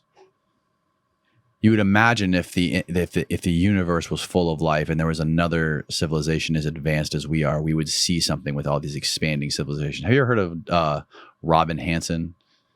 He talks about this concept called Grabby Aliens. he wrote a paper called The Great Filter. I think it was a book or just a paper he wrote called The Great Filter. And I'm going to try my best to explain this, but it's going to be butchered. But he basically explains the lifespan of a star. And I believe it's like 4 or 5 trillion years, and how long it takes for bacteria to become advanced life. And there's 6 basic filters or stages life has to pass through to become intelligent. And very rarely does it make it past the 6th filter. And we have. And he uses the metaphor of cancer, right? So like in our bodies, we have all these cells, and a cell has to go through 6 specific stages to become a cancer cell. And typically cancer cells only evolve in human beings later in life. So only after, I think it's like 80 or however many billion years this planet has been around. What is it, like 4.6 billion years. So his whole concept is that 4.6 billion years is nothing in the span of the lifetime of a star, which is 5 trillion years. So he's basically saying we've become advanced so fucking early. It makes sense that like it only makes sense that there has to be other civilizations out there. Yeah. You know what you were saying about like us not seeing these things, like that's kind of what changed the Navy's thing. They upgraded their radar. That was a big deal. Like I think we were forced to do that because we had to keep up with China and what was going on globally, but that's what happened. We upgraded our radar when we started seeing them. Right. Very clearly. It's like, oh, and then there's another effect where, you know, people don't notice things until you point them out, you know, like a lot of times people won't notice details about things until you bring it up. Right. Like see that dew on the grass, that icy, you know, whatever. And they won't even be looking or never notice it until after you say it. Yes. And then they start paying attention. Yep. Like, oh, you know. Yeah, that's an interesting phenomenon too. Like perception. You know, like when you buy a new car or you're starting to look for a new car and you look at this car you like, you want to get this, all of a sudden you see them everywhere. True. That's perfect. That's a perfect example. Yeah. Perfect. It's example. real, right? Yeah, it is. So that's, you know, how much do we see? And we're evolving our sensor technology like crazy. And geez, it's an exciting time, to be honest. You know, we're learning a lot and wow. But this whole topic just mind blowing. Have you had a lot of people reach out to you since you released your movie? I had to stop answering my email because within like 2 months I had 100,000, you know. What? 50, yeah, it was 53,000 emails. You know, not all of it was people reaching out by any means, but I was just overwhelmed, you know, and phone calls and texts. And the most important ones were, you know, people saying thank you for validating my experience. That was, I mean, you can get no better letter than that, or better note, or better email than that. Because people were saying, you know, that's what they were just, because there's a lot of people that have been through something similar that have never had a voice, you know, or have never been taken seriously. And they appreciated the way this film approached it. Because it wasn't, you know, and I'm not trying to sell UFOs or anything. It's just like I'm telling a story that happened, you know. And that's one of the reasons they like it also. It's like there's nothing to push here. Has anybody you've ever talked to or interviewed that went through one of these experiences had multiple experiences? That's something I noticed in Travis Walton's his podcast he did with Joe Rogan. He talked about something happened with his son or something. He was like very hesitant to bring it up towards the end of the interview. Wow, I missed that. Interesting. I forget exactly what happened, but something. Okay, I remember what it was now. he said that he woke up one night in the middle of the night, and then again, it's really hard to, because with some of these people, when I listen to them talk, I can kind of hear their ego talking. So I'm not saying that's Travis's case, but some people have this idea in their head that they are the chosen ones, or Right. they're more important than anyone else. Correct. So they have these dreams, or they construct these things in their heads that this for sure happened to me, and whether it's because they like the attention, or they like talking, or they like hearing themselves, whatever it may be, that's always in the back of my mind. But Sure.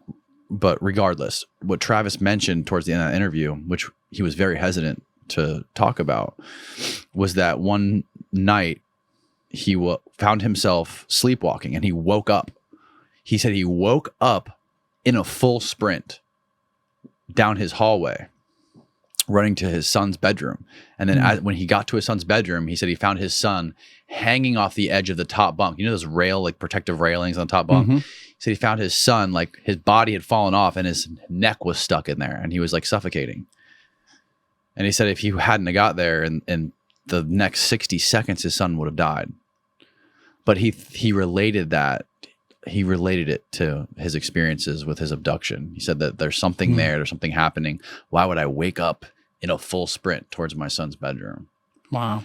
But I've noticed that I talked to another guy who I had on this podcast who wrote a book up there. It's called The Messengers. His name is Mike Clellan, and he talked about his experiences. He said that he's gone through many of these experiences too. And it sort of parallels what Travis Walton was talking about, where it's now when you have these throughout your life, these deep, meaningful experiences, you kind of just like lump them together into this like supernatural, spiritual sense. I think that's a choice, in my opinion. Like even the ego part of it, if there are people that I know that I believe genuinely have encountered these things, but it depends what the human like the person does with it. Like like a lot of people that take it to a spiritual place, or they take it to an egocentric place, is kind of, in my view, I think it's a defense, a way to deal with it, or a way to have all the answers when you don't have any, right?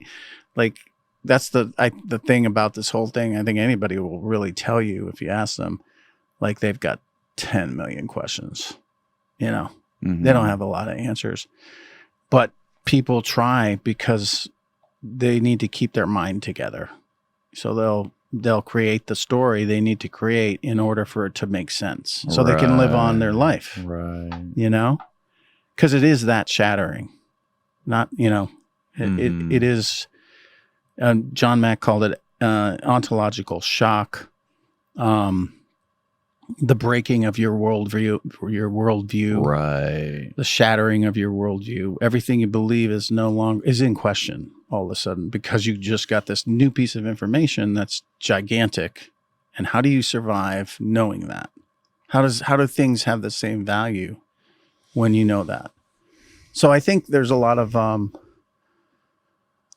I've seen people get out there and they talk about this and they put it in religious context or spiritual context, and I'm like, that's interesting, but I don't know if you have to even go there. I think you might be going there to keep it together. You know what I mean? Because the real truth for me, when I look at it, is like, that's just the way it is. I don't have to, and what's wrong with just having a million questions and not having all the answers? It's a very uncomfortable place to be. I had to put myself in that position over and over and over in making this doc.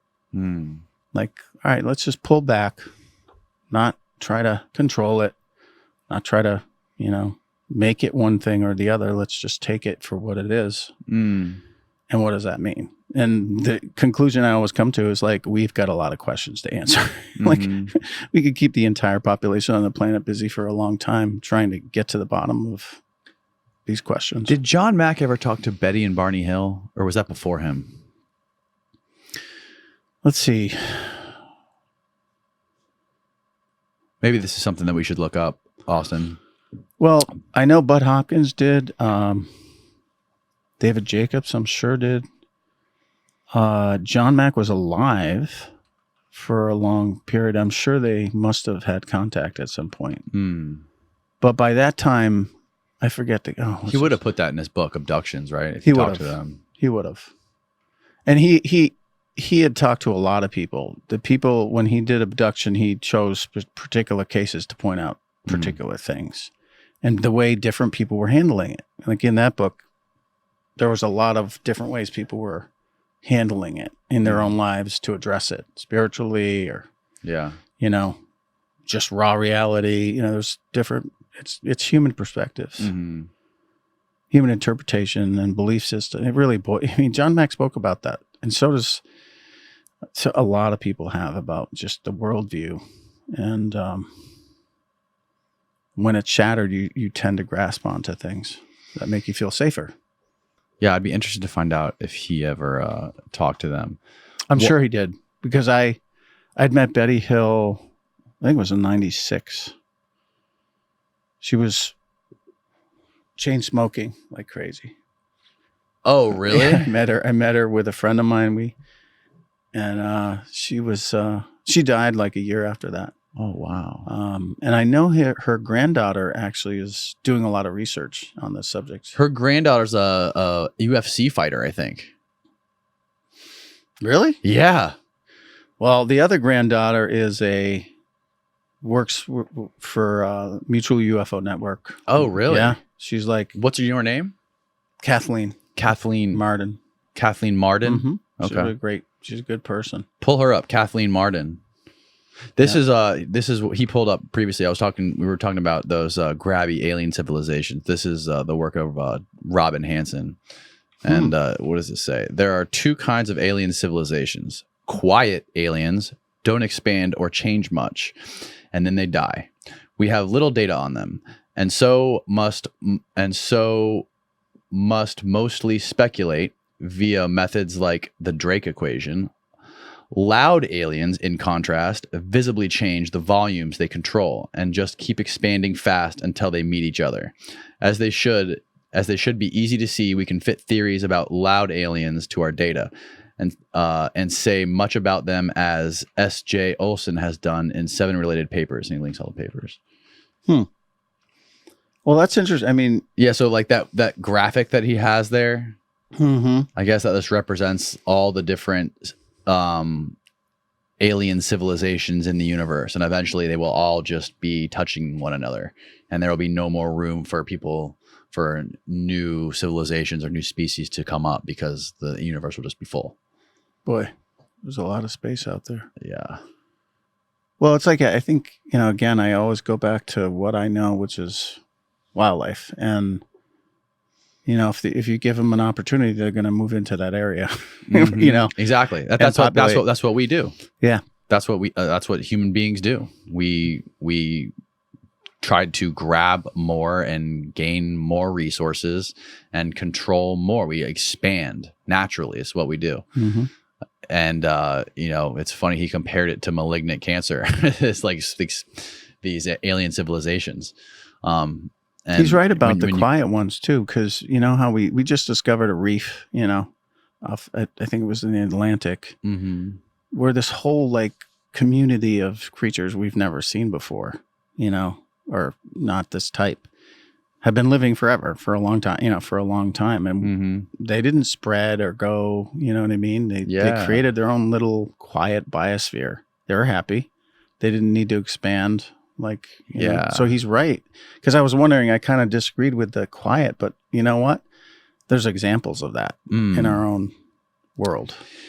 If they became grabby, they wouldn't let their kind travel out to other civilizations, because they would understand that if they went there, they would take control of whatever is there and start some sort of a new civilization that would threaten their civilization. So they purposely wouldn't allow expansion. Bees do that. Right. But then how do you explain UFOs though? So do they let certain do they let out certain sort of hall monitors outside of the civilization to go to other stars to make sure other civilizations aren't becoming quote unquote grabby and aren't expanding too much and making sure they don't destroy a planet? I have no idea. That's the questions like we have to address. Like what is it? What are these things?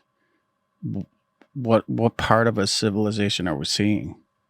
I mean, maybe they're I was laughing. It maybe somebody said a long time ago, maybe it's just their kids. You know, this is their kids' science experiment. You know, it's not their main adults that are doing different things, you know.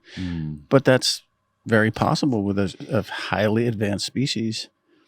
You know, what are we seeing? What part of their species are we seeing? The science guys? Or what? And how big is that? So, I mean, there's so many questions that we have to address, I think. And I think there's plenty of data out there that this has been going on. It's just we're not willing to talk about it yet. That's really how it looks. We're just not ready. And we're getting there. Now, you said like some of the biggest correlating physical things that like people like John Mack found talking to all these people were scars on the body. Were there any other sort of like implants or anything? Yes. Or like things that can't be explained? Yeah. Like what? Things that were under the skin of the person. I think Roger Lear, who I don't really know too much about, but he was doing the deep dive on those types of phenomena that were happening to these same people. They'd have scars on their body and they'd have things that would come out of their body, you know, that were underneath the skin or whatever. And he was analyzing them. I mean, somebody else has to do that work, right? You know, people have been doing it, right? And I guess kind of what there isn't is this like a group of people working together, you know, in this field. Everybody seems to be working on their own and doing their own thing. There's not like a university saying, hey, let's look at this and everybody look on, you know, that's missing in this phenomenon. But I think that's changing. I think there's the Scientific Coalition on UAPs that's out of Alabama, really great organization of scientists that are really addressing this stuff. That's probably where we're gonna see a lot of the breaking news, other than the Pentagon. And what do you think? I mean, I'm kind of curious. Like, the Pentagon came, you know, the Intelligence Committee came pretty far out there saying, we think these things we don't know what they are. We don't think they're trying, you know. And then they sort of came out with a second report and kind of walked it back a little bit. That was of the more sightings. They had over 500 documented cases. Well, that was the interesting thing. Like, oh, they get even more cases, but they're sort of like, maybe balloons, you know. Yeah, a lot of it was junk, they said. And there was even one New York Times article. Which is probably true. Yeah. But it doesn't explain all of it. There was also a New York Times article, Austin, maybe you can find this, where they actually said, it was one of the recent ones, where they talk about the additional reportings coming out of over 500 documented cases. Which came out, what was that, 3 weeks ago, 4 weeks ago, a month ago, maybe? They said that some sort of analysis was done on that Go Fast video that claims, and they claimed in the article that thing was only going like 40 miles per hour, which I find kind of odd. Yeah, I'd have to, like, listening to those pilots' reactions. Yeah, they're having trouble locking on to something at 40 miles an hour. Yeah, no. Do you know the gear on those things? Oh, yeah. I mean, it's incredible. Yeah. No. I mean, I just from personal looking at that video and looking at the waves and what those are swells. Right. You know, that's a long distance. Yeah. And that thing to me looks small, you know, really small and moving very quickly. But, you know, I mean, who's analyzing it? That's really the question. You know, whoever's going to have their opinion, what's their background, what's their...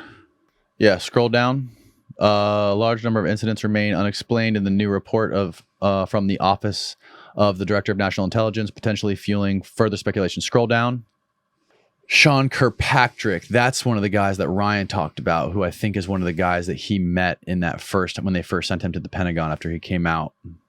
He's the head of the Pentagon Task Force for Examining Unexplained Incidents, said officials are setting up mechanisms to make sure that no American government testing or classified programs like futuristic or secret stealth aircraft or drones is the cause of these mysterious reports. Yeah, the problem with the New York Times is they don't like they're skirting the big idea here. Like they're skirting the main point of all of this. Like all they want to do is focus on these little things. Like on the first thing they came out with, they only focused on the little ATIP program. They didn't focus on the big question. Like what are these? I think it's on purpose, Yeah. the slow walkout.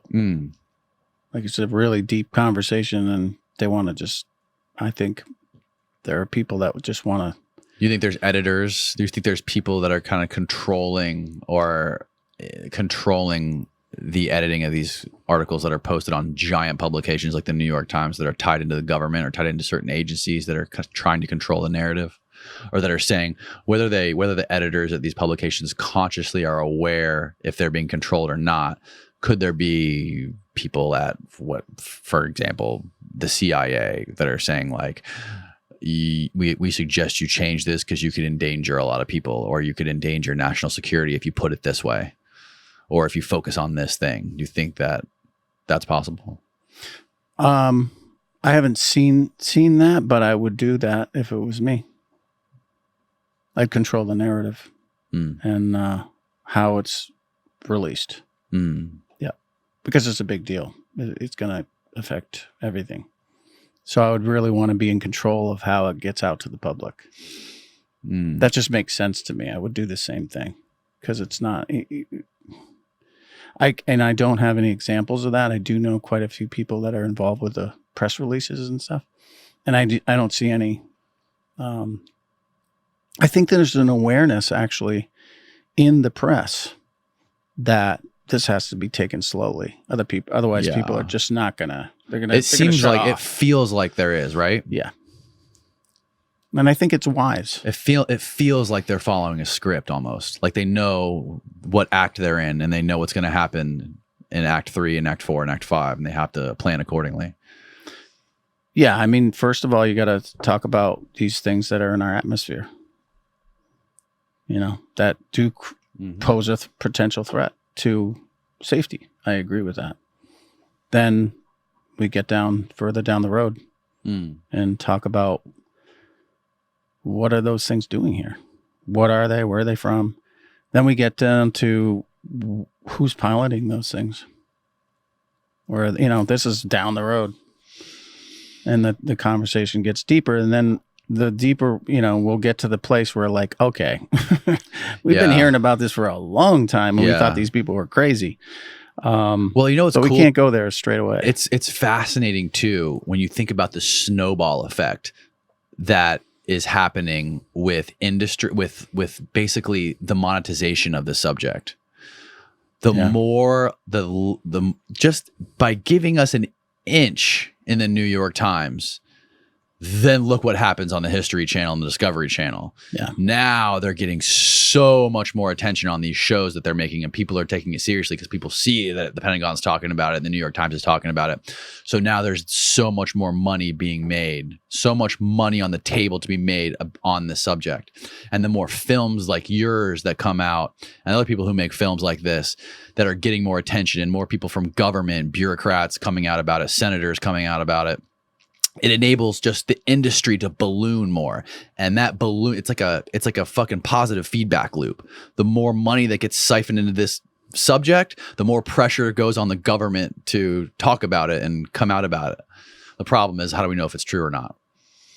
That from the government's perspective, like from whatever they come out with, how do we know how much deception is coming out and how much of it is real? It's almost like I'm a cynic to the point where whatever they say, I feel like the opposite is true sometimes.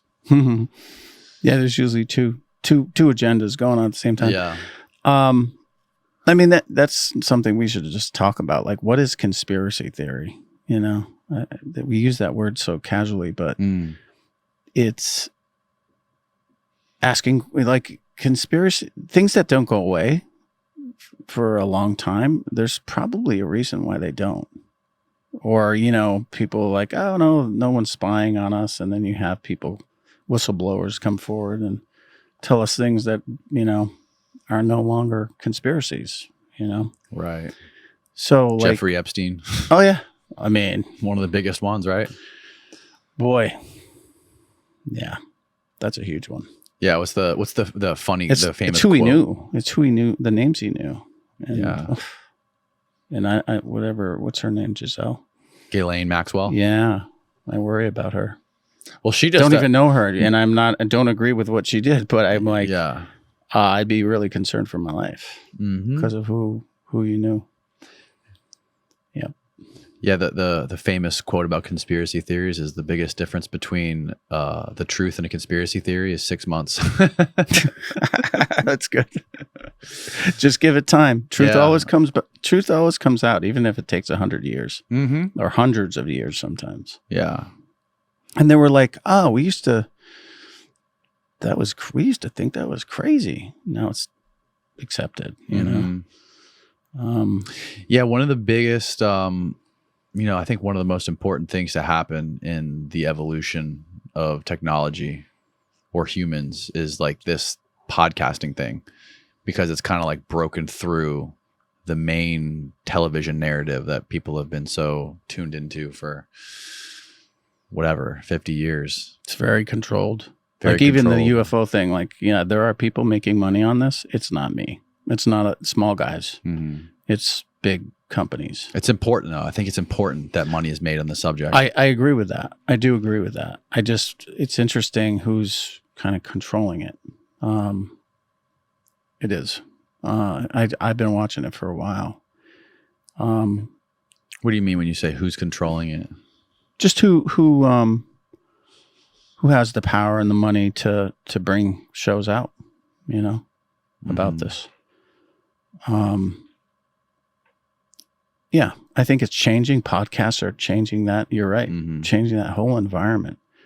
You know, a lot of people get their news from podcasts. Yeah. Instead of the news. Yeah. Which is, it's great to have that other perspective, like a different perspective. Not that all the news is out there is well researched or, but you get an alternate opinion, which is valuable. Just to have maybe, you know, let me look at it from this angle instead of being fed. Right. You know? Yeah, boy. So fascinating talking with you. Have you ever looked into those bases out in Nevada, like Area 51 or S4? Have you ever talked to anyone who's been to those bases or spill the beans? Yeah, I'm a little hesitant for good reason.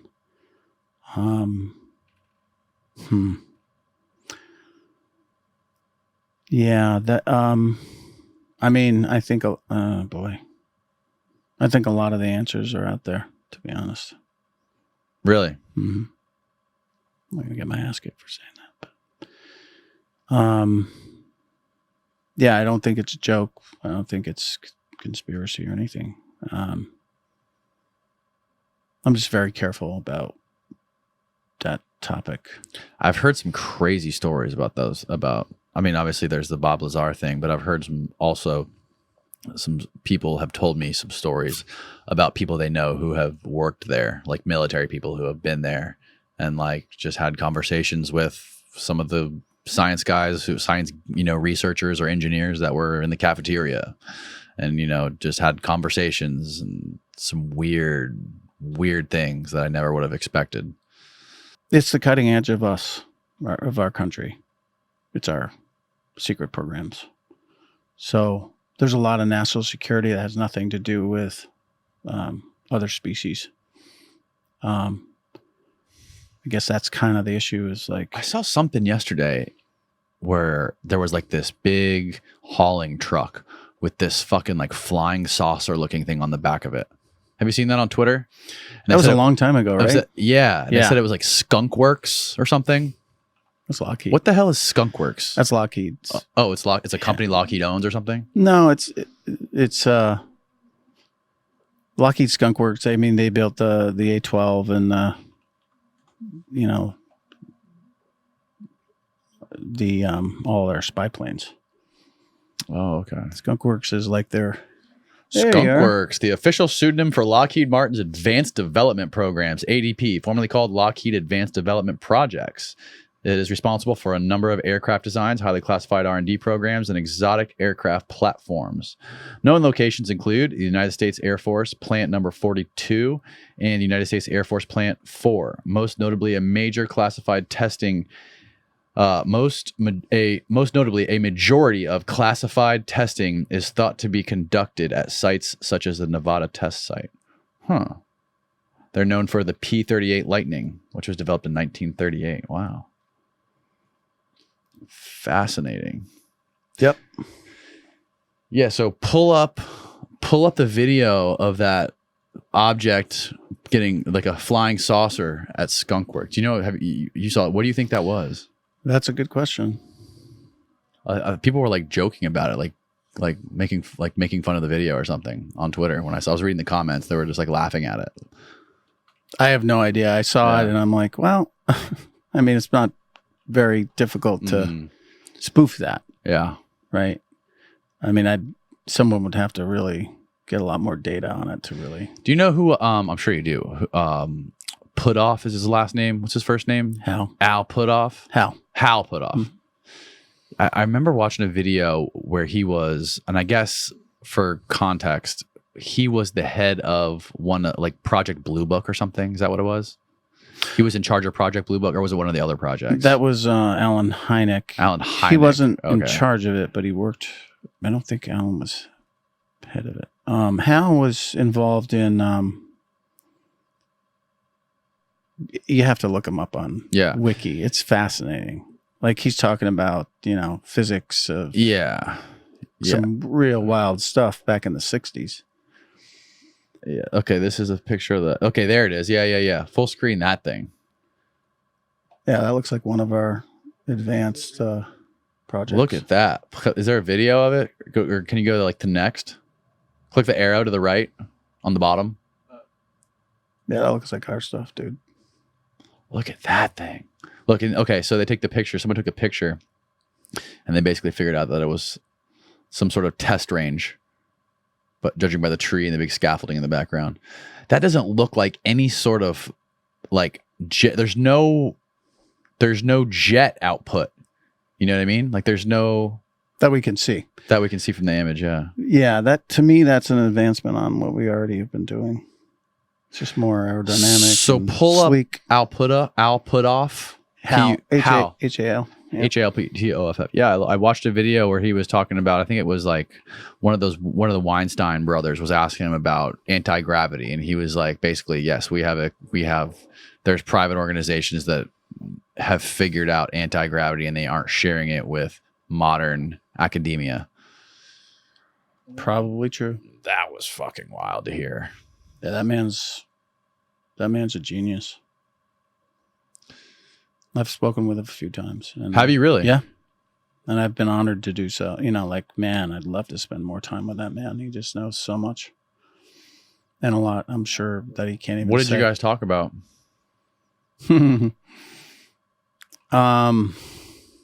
Boy, can't really talk about that. I mean, I'm not trying to be, it was kind of a private conversation. Was it in regards to your film at all, or? Yeah, that's actually how we got. So you were doing research and you reached out to him, or? No, I knew somebody that knew him, and okay.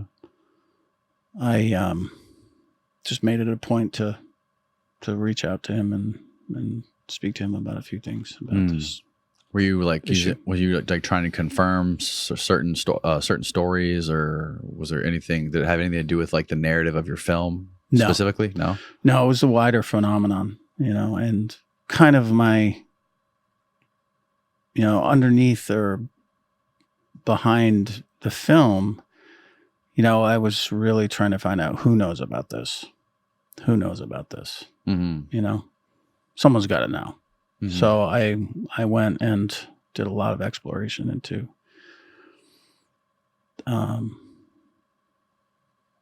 people like that and other people in the military that would be in the know about this. Mm. So that was kind of a big drive, and I did not come back doubting that people knew this. Mm. Yeah. So something that he was aware of. I mean, I can't speak. How could he not be aware of the phenomenon? But right. I'm sure he was. But I think he is, of course. Well, I think a lot of people are at this point. Something shifted. And I really think it was, in my personal opinion, and I may be wrong, but I think a lot of the people that were initially involved in this project, discovery and research, are all dying now. Mm. And they did a really poor job of transition. Do you know what I mean? Like bringing in the new people and keeping the same level of secrecy. Right. I think they lost it. Right. Yeah. I mean, maybe in 4 years this will all make sense. But I mean, it really depends because, when you do the deep dive on something, nobody really gets it until they do also that same deep dive. Till later. Hal worked really closely with that billionaire dude. His name escaped me. What was his name? Bob something? Yes. Bigelow, Bob. Yeah. Robert Bigelow, who's been deeply invested. See, he's one of the guys, when I listened to him talk, I was just like, I had bullshit detectors going off left and right. Really? Yeah. Interesting. When you start talking about like poltergeists and remote viewing, like you start to lose me. Mm-hmm. That's just my personal bias. I kind of agree with that in a way. I mean, I'm nothing against Bob, or anybody, but I just think like this phenomenon of these craft, whatever they are, this other thing that we don't know or understand, probably is going to lead us to understand all those other phenomenon, and we don't need to be talking about that yet. Okay. Like I kind of agree with that. Like we don't need to be talking about that yet because it's just people just write it off. They're like, how would it lead to some other things like this? How would they be connected? I think because of physics and because of another species understanding and being able to manipulate things that we're just learning exist. And control things that, and telepathy and things like that. I mean, the whole idea of, what do you call it? Remote viewing. Yeah. I mean, what is that? That's basically, where did they get the idea? Yeah, that is interesting. Where did they get the idea? Mm-hmm. Well, and why would they invest all the kind of money they did into it unless they knew it was proven? Like that something else had done it. Well, it's kind of like in the realm of when you talk about things like MK Ultra mind control, right? Like it's something that they maybe heard that another nation was doing militarily or strategically for war. Sure. And then we figured out, we thought, oh God, we got to figure this out quick.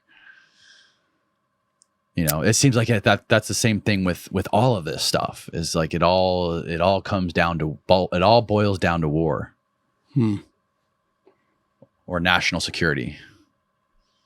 Yeah, which is pretty much that's what funds everything. That's where where all the money is, right? And where's that money going? Really, probably to the space program. I would imagine. It would be, this may sound strange, but I think about this a bit. Like back in the early days, I'll be ginger about it. Like, that we had an example of a species that survived beyond its planet and evolved far, far, far beyond us. Right. Like that's a big deal. Like it's a proof of concept, like we have an example of a species that's evolved further than us, that has gotten off their planet. So, like any good scientist would do, would be, we need to copy that model. We need to follow that model because we know it's successful, right? Beyond us. But that may, so I wonder, like, well, maybe that's what we did. And we've had all these technological revolutions and everything else.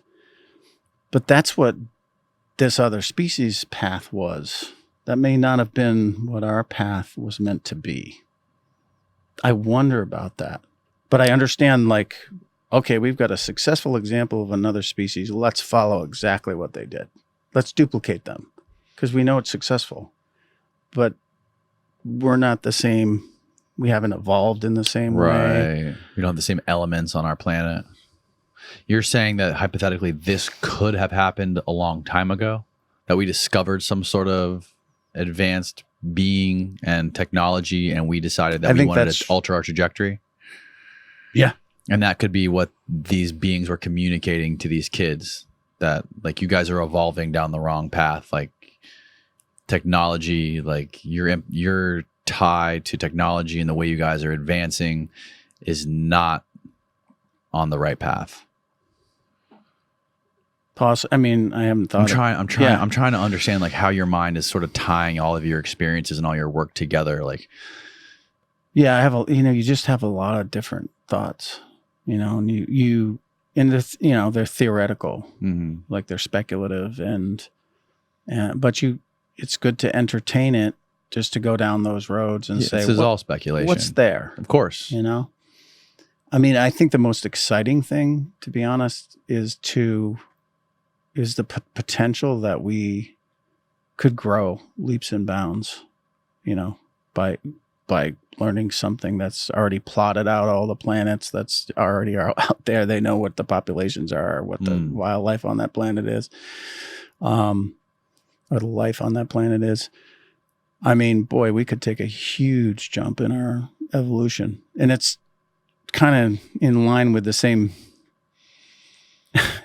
the opposite of what I was just saying about how following another species because they are successful,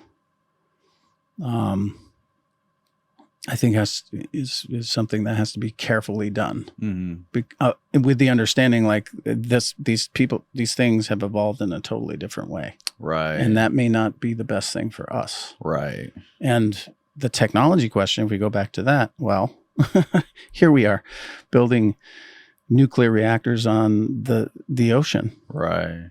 Which we know is gonna, every time we have one of those natural disasters like Fukushima, all the garbage, all the pollutants that went out into that ocean from that event, we keep having that. The ocean is not going to survive. There's concern about that, by oceanographers, by, the acidity level. I think it's the acidity level in the ocean. Anyway, that's a whole nother topic, but it's a box full of questions. And I guess the only thing I really would love to see done is people ask more questions and we start to investigate these things and find out, because we don't have it figured out. That's for sure. What do you think needs to happen to make the world take this subject more seriously? I think it's going to have to come from some pretty big people. I do. I think that's going to lay the groundwork for the financial assets like we already have to be redirected to looking at this phenomenon. I know it already has been done, but it's not being shared with us. And I guess that's the big problem. And maybe they're right. Maybe they're, this is something people don't really want to know. And that's the big question, right? I mean, why? Like, why don't you just let's move? Let's do it. Okay, we're not alone. Great. Let's move on. Yeah. I think once we understand that, we're going to deal with our issues as a species way better than we have because we're going to be, because there's something from the outside. We've never really had that.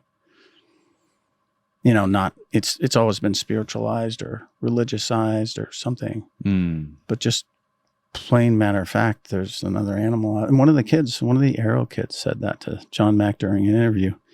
He said, so what do you think? You know, John Mack asked him, so what do you think about it?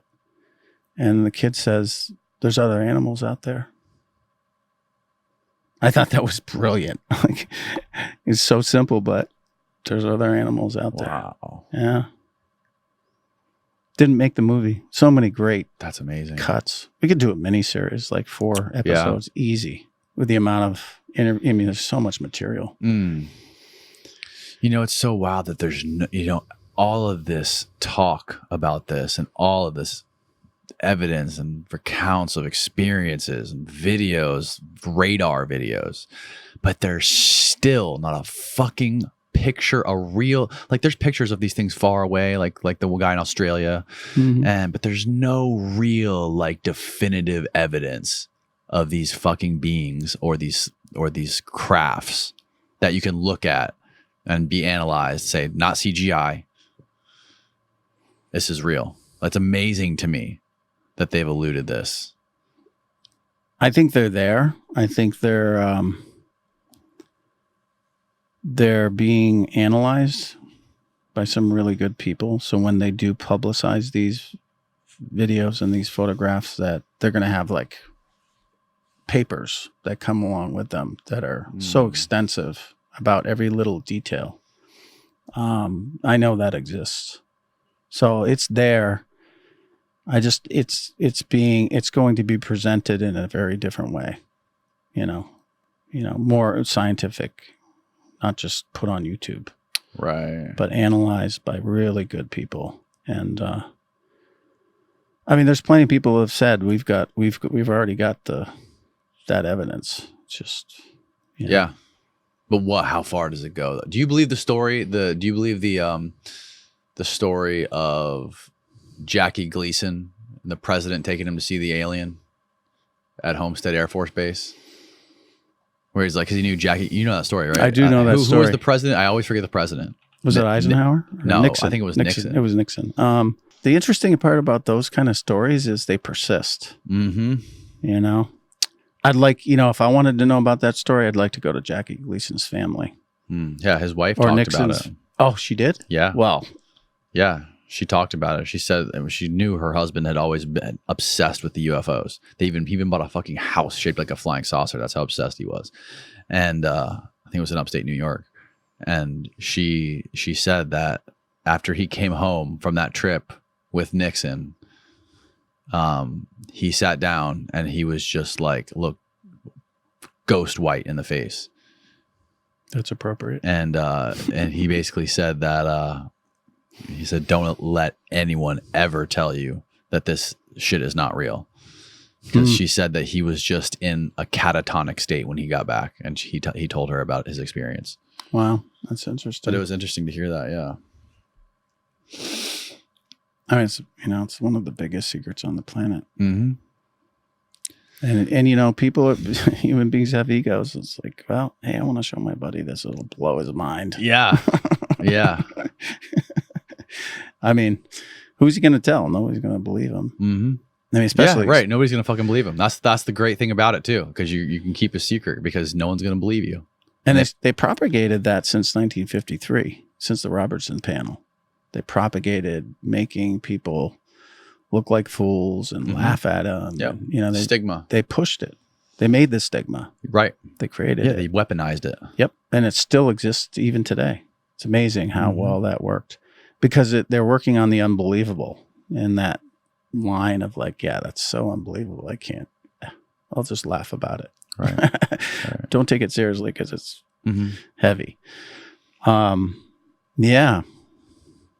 It's really, I mean, I kind of like look at everybody in the field right now. It's like, wow, we're just kind of, pieces in a puzzle that's probably going to go on for hundreds of years before we actually have a significant. Hopefully, it doesn't take that. I mean, I never thought we'd be at this point. You mean you never thought we'd get this far? Never thought in your lifetime? Pentagon. I'd never thought in my lifetime that I'd see what we've seen in the last 4 years. Pilots, Top Gun guys, they don't come out. They don't come out talking about aliens ever, and they have F-15, F-18 pilots, F-15 pilots, F-22 pilots. These guys are so well trained about what and they see. The officers at those nuclear bases talking about it publicly. Yeah. There's no upside for them. How do you discredit those guys? Yeah. They're guys in charge of the nuclear codes. Yeah. Yeah, they're making shit up. Yeah. What did they say that literally it activated, it sent the nuclear activation to the rocket or to the nuke and initiated a countdown sequence that they had no control over and then just shut it off? I didn't hear that. I just know that they completely disabled, 10 separate missile silos, and they couldn't figure out. And at the same time, they were witnessing this crazy craft hovering above the silos. Above the silos. And these guys were 20 floors underneath, And they all testified about it. Yeah. Yeah, that's the interesting thing, too. The people that have testified at the press club, people that are testifying behind closed doors in Congress for the Intelligence Committee. I mean, that's a big deal. We haven't heard the half of that yet. You know how the Minority Report, you have the Minority Report and the Majority Report. Yeah. They have the public version and then the classified version because they don't want to reveal national security secrets. That's what took the report so long.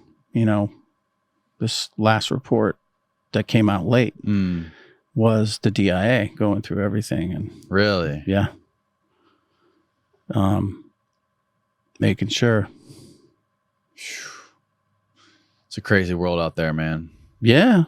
But at least we get to sit here and talk about it. I have fun. It's really cool. Yeah, me too. And I appreciate we've been deep diving. It's kind of interesting. It's really new fun, thoughts, new ideas, new things to think about. And I just hope we get somewhere, It's been a long time that we've been dealing with this topic. It would be nice to actually see us progress.